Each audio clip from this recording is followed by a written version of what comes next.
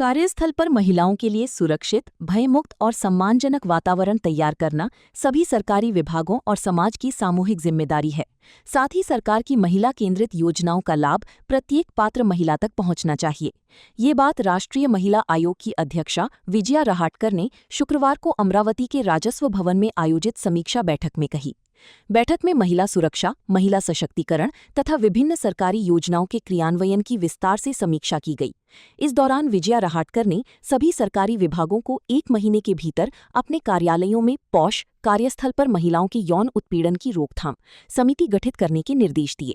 उन्होंने कहा कि समितियों के गठन के बाद उसकी विस्तृत रिपोर्ट जिला प्रशासन को सौंपी जाए।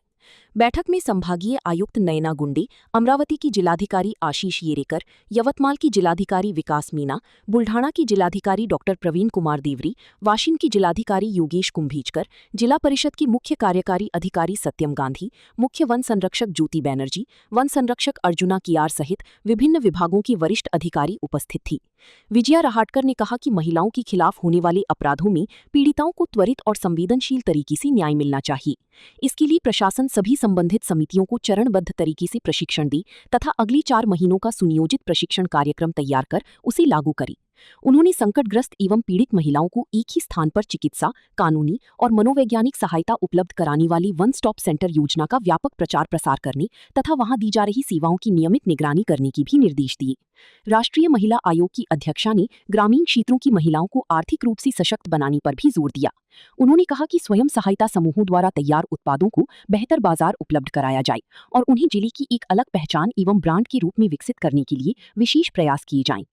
आज राष्ट्रीय महिला आयोगाच्या वतीनं राष्ट्रीय महिला आयोग आपके द्वार या जनसुनावणीचं आयोजन अमरावतीमध्ये आम्ही केलं होतं। या जनसुनावणीमध्ये अमरावतीमधल्या अनेक महिला इथं पोहोचल्या होत्या आणि त्या सगळ्यांचं व्यवस्थितपणे म्हणणं आज ऐकून घेतलं आहे। मला आज विशेष आनंद आहे की जर व्यवस्था सेन्सिटिव्ह जर असल्या तर महिलांना न्याय मिळायला अधिक गती मिळते।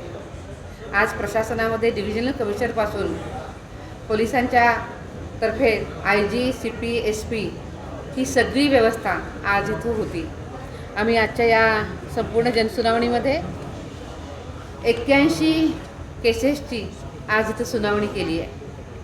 या ज्या 81 केसेस आहेत त्याच्यामधल्या 26 केसेस ज्या आहेत त्या आमच्याकडं आधीच राष्ट्रीय महिला आयोगामध्ये दर्ज झाल्या होत्या।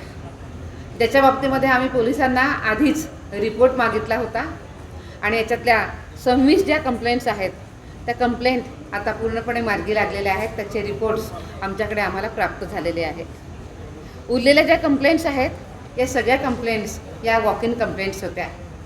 आपल्याच माध्यमातून सगळ्या वृत्तपत्र आणि मीडियाच्या माध्यमातून जेव्हा महिलांना कळालं की इथं जनसुनावणी आहे त्या माहितीच्या आधारे महिला इथं आल्या होत्या।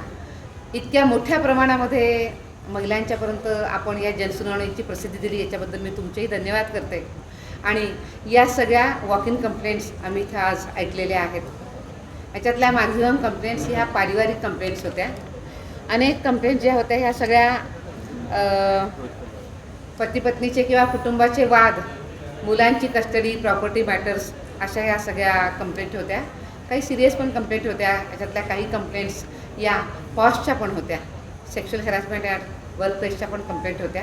आज त्याची सुनावणी पूर्ण झाली आहे आणि आता एक्झॅक्ट नंबर नाही मला सांगता येणार पण अनेक प्रकरणांच्यामध्ये तडजोडी पण झाल्या आहेत आणि आनंदानं त्यांनी एकमेकांच्यासोबत राहायचं मान्य केलेलं आहे। याच्याशिवाय ज्या केसेस पेंडिंग होत्या, पोलीस कारवाई करता वाट बघत होते, अशाही केसेस आज पोलिसांकडे आम्ही पाठवलेल्या आहेत आणि येणाऱ्या अलग अलग वेगवेगळ्या प्रकारे काही ठिकाणी 3 दिवसामध्ये, काही ठिकाणी आजच FIR आत्ता दाखल करायला सांगितलं आणि एका प्रकरणात तर मी पोलिसांना सांगितलं आहे की आज मी जाण्यापूर्वी त्या प्रकरणामधला FIR दाखल झाला पाहिजे। काही केसेसमध्ये आम्ही पोलिसांना 8 दिवसाची वेळ दिलेली आहे की त्यांनी FIR दाखल करून पुढची कारवाई केली पाहिजे। मला असं वाटतं की आजच्या या जनसुनावणीमुळे महिलांना नक्कीच न्याय मिळेल, पण त्याशिवायसुद्धा ज्या व्यवस्था आहेत, ज्या संविधानाने दिलेल्या आहेत, या व्यवस्थांवरचा विश्वास बळकट व्हायला मोठी मदत मिळेल। आजच्या या जनसुनावणीकरता आपल्या divisional commissioner Nayana Gunde madam, त्याचप्रमाणे आपले स्पेशल IGP महेश पाटील आणि शहराचे कमिशनर, पोलीस कमिशनर राकेशजी आणि त्यांचे निकेतन कदम, त्यांचे SP जिल्ह्याचे ग्रामीणचे, हे सगळेजण उपस्थित राहिले. पण मोठी मदत आजच्या या जनसुनावणीमध्ये डिस्ट्रिक्ट लीगल ऑथॉरिटीची झालेली आहे. त्याच पद्धतीनं कलेक्टरांकडे जी व्यवस्था आहे, स्वतः कलेक्टर पूर्ण वेळ इथं होते, पण त्यांच्यासोबतच त्यांचे protection officer, one stop centre हेही सगळे उपस्थित राहिले.